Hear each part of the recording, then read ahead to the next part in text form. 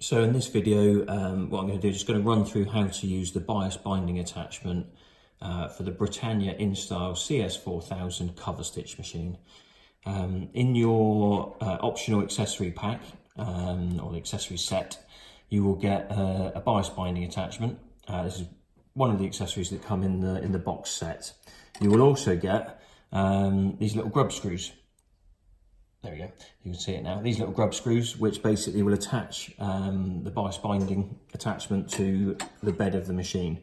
In the bed of the machine, there's two holes that are threaded, so you can pop your screws into those holes and do them up so it will attach the binder on.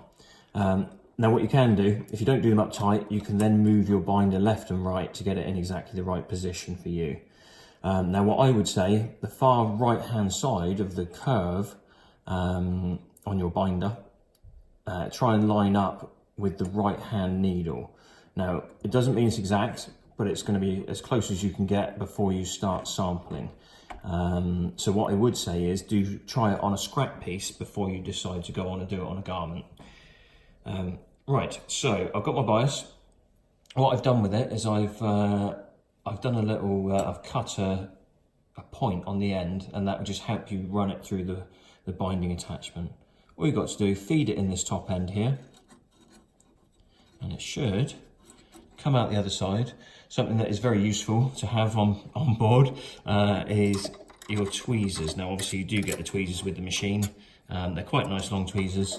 So generally you should be able to grab hold of the end of the binding and then just pop it under the foot.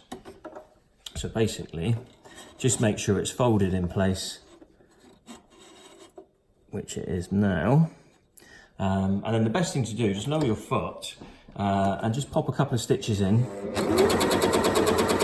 so you know you're going to feed the binding through once you pop your fabric in, but also you can see on the binding where that's coming out on your fabric, so you know you're more or less in the right place. Obviously you can do a bit of adjustment to perfect that.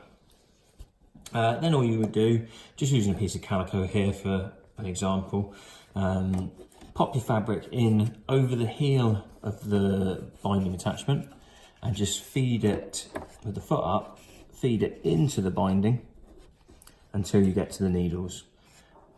Pop the foot back down and then basically just make sure your binding isn't going to get attached to anything, it's not going to snag anywhere, and also make sure your fabric feeds nicely over the top of the accessory there.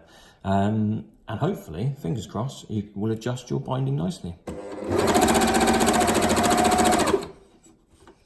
If at any point you see it sort of curling over, you can always grab your tweezers, just give it a little bit of a pull or whatever it might be you need to do to straighten it up. Obviously you can feed it through, make sure everything is okay, and you can see there you've got it attached on the back, and on the front of the fabric your binding is attached to your fabric nicely. Obviously you wouldn't use a royal blue with this flesh colour binding, but really it's just to show you how it attaches, where your stitches will go, and what you see afterwards. Thanks a lot for watching.